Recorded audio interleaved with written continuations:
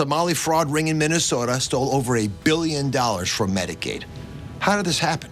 And there's a lot of concern. There's a lot of questions about where this money went and what it was spent on. You know, in the past 3 years, I just want to give you a rundown of the numbers here. 87 people have been charged, 61 convicted. And FBI and ICE federal agents stormed a Minnesota state office building tied to a Somali judge and uncovered one of the largest corruption cases the state had ever seen. What began as a quiet raid quickly exploded into violence, exposing 26 corrupt cops and seizing 8 tons of drugs and millions in cash. But that was only the beginning. What investigators discovered next would reveal a network of power, protection, and betrayal reaching far beyond that office's walls. Well, $1 billion case of pandemic relief fraud in the state of Minnesota having massive repercussions for that state's Somali community. The battering ram struck the steel door with a crack that echoed through the entire block. It folded inward as if it had been waiting to collapse. Agents surged inside. Within seconds, the dark exploded into muzzle flashes. A 10-minute gunfight broke out, loud enough to rattle windows 4 blocks away. These were not panicked shooters. They fired in controlled bursts using military-grade rifles, suppressors, tactical armor, and pre-positioned cover points. Whoever trained them had taught them how to fight a real sustained engagement. The firefight turned the warehouse into a furnace of smoke, brass casings, and burning chemical fumes. When the shooting stopped, everyone knew they had crossed into something far larger than a street-level operation. Critics claim that some of this money potentially could have gone to Al-Shabaab, which, you know, if you're not familiar, that is an Al-Qaeda affiliate based. That is when the scale became undeniable.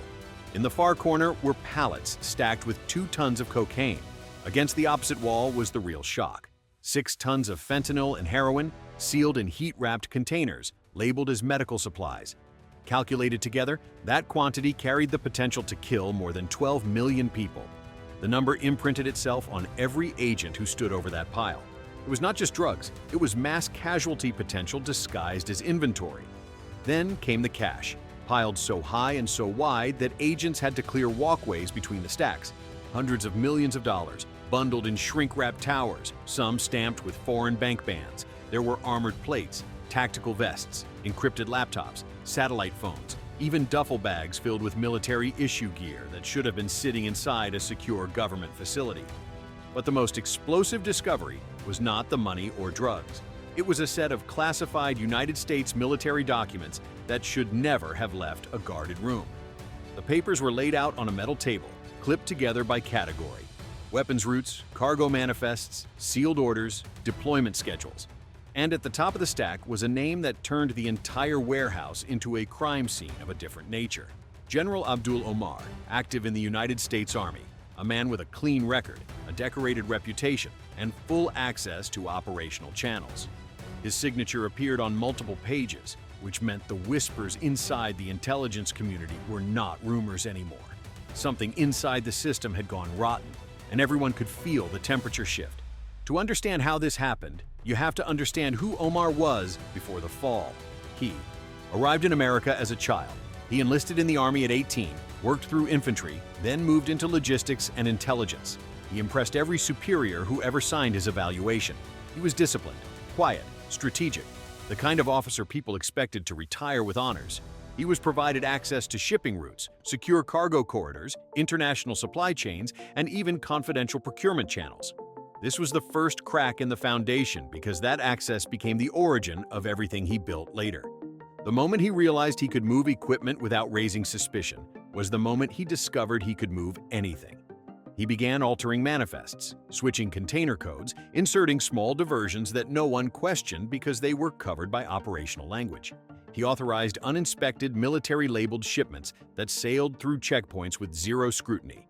He moved spare parts one day and sealed containers the next. No one looked inside because the labels carried military authority. Over time, these diversions transformed into a silent enterprise. His routes became highways for narcotics. Planes once carrying equipment delivered sealed shipments. Trucks that belonged to federal contractors hauled contraband across the country. Omar changed the meaning of official identification. He made the badge a weapon. He made the uniform a shield. He wanted to reach, so he built alliances. That is why names like Sinaloa, CJNG, and armed groups from the Middle East began appearing in intercepted communications. He coordinated shipments with cartel logistics. He offered protected corridors in exchange for money and manpower. For more than a decade, he manipulated officers, analysts, and administrators using bribes, pressure, and often patriotic framing. He convinced some that they were helping national security. He threatened others. He rewarded silence with promotions. Bit by bit, he blurred the line between military protocol and criminal command. By the time investigators realized what they were dealing with, Omar had built a web of protection woven out of uniforms, medals, and decades of trust. His reputation became a force field. People did not question a decorated officer. They saluted, they obeyed.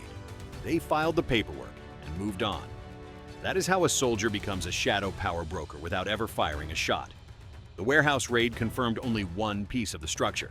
The larger revelation came from above.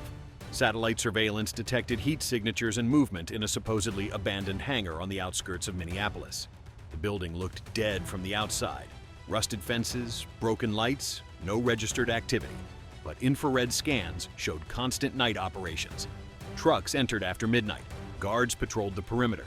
Defense analysts circled the location in red before they even knew whose signature was tied to the operation. When the federal assault team arrived, they discovered that it was not a warehouse. It was a fortress. The perimeter was fortified with armed patrols, armor-plated barricades, false wall firing positions, and camouflaged guard towers disguised as utilities. This was not a criminal hideout. This was a tactical installation designed by someone who understood defensive engineering. The joint assault deployed the full apparatus: FBI, Army units, surveillance drones, armored vehicles, and Black Hawk helicopters. The objective was simple: breach, neutralize, recover evidence. Inside, the truth hit harder than the gunfire.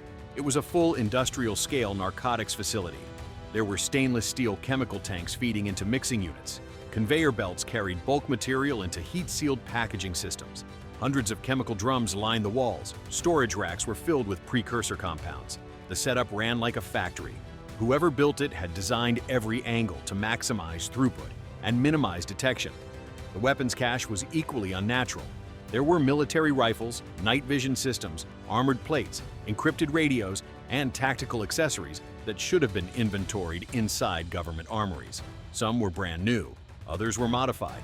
All of them proved that the operation did not exist outside the system. It existed inside it. In the center of the complex was the command room.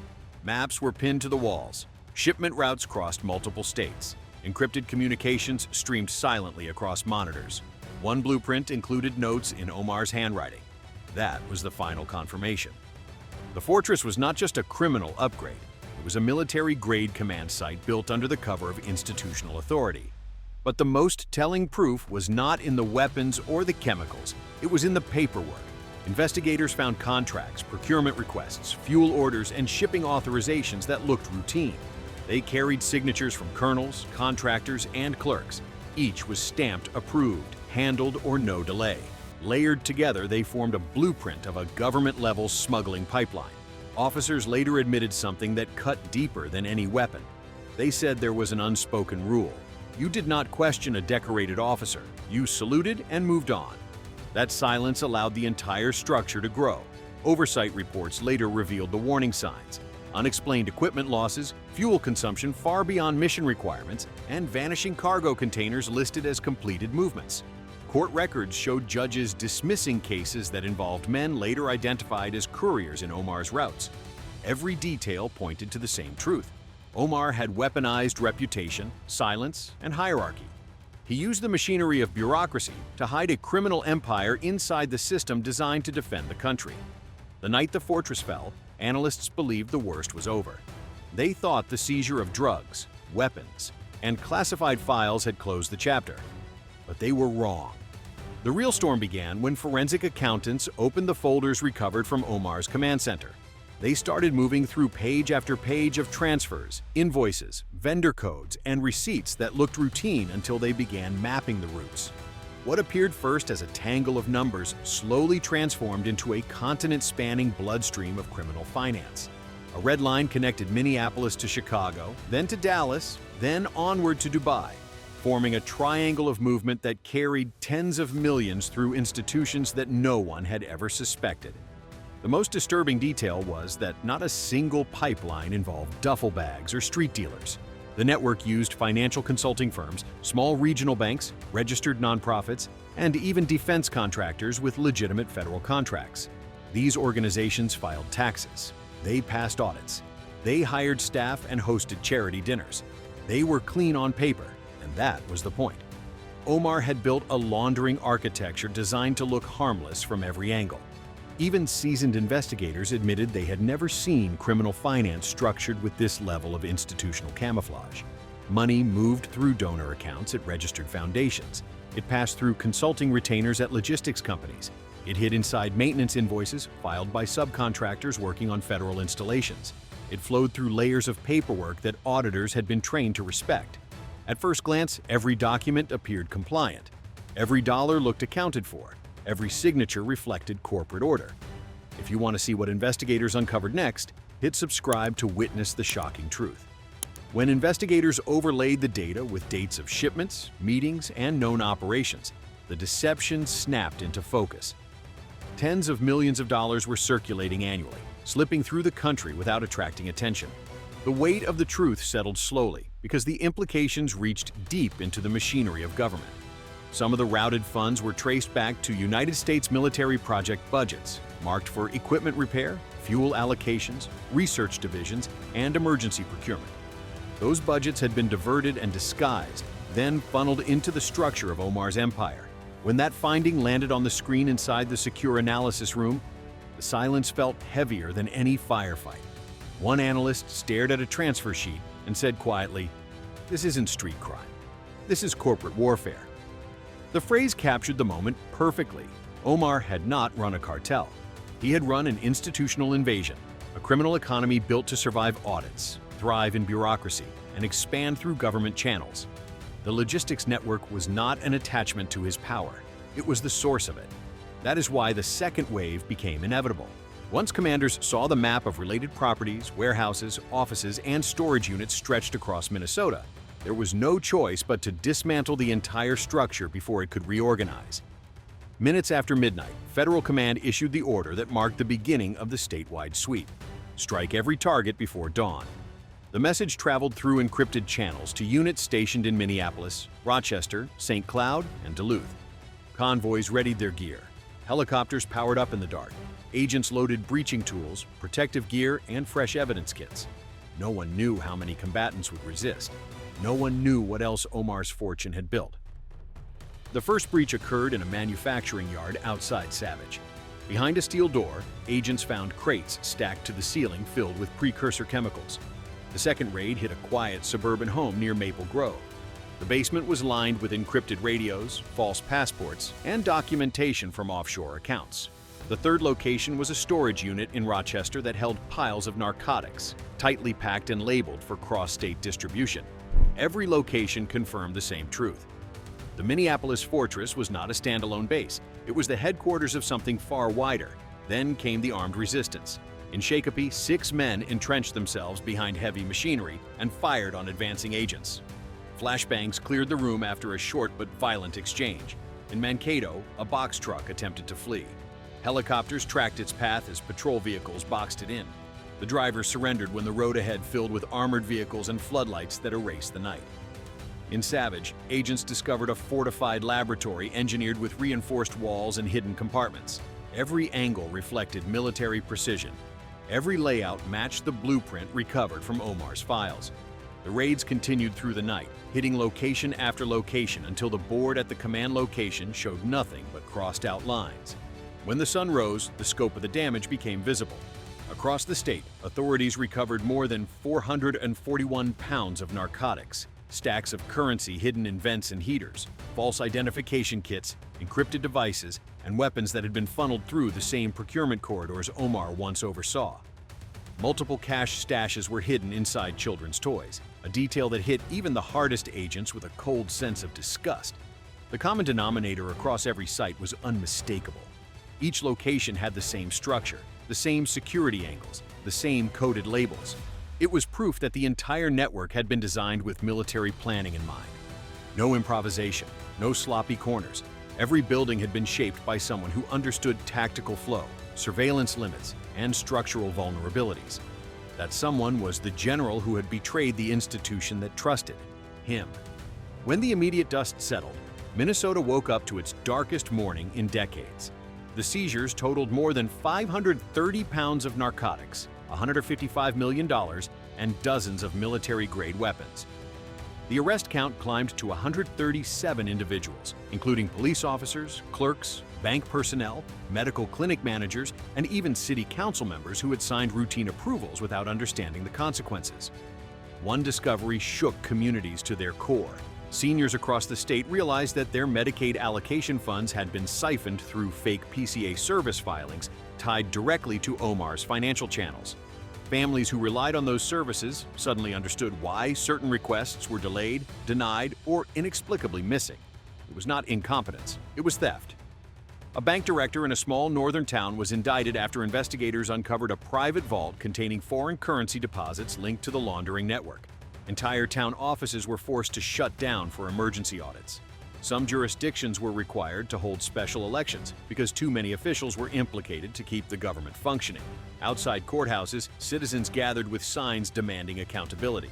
One sign read, "If the law is criminal, what justice remains?" Another read, "We trusted you. You sold our safety for cash."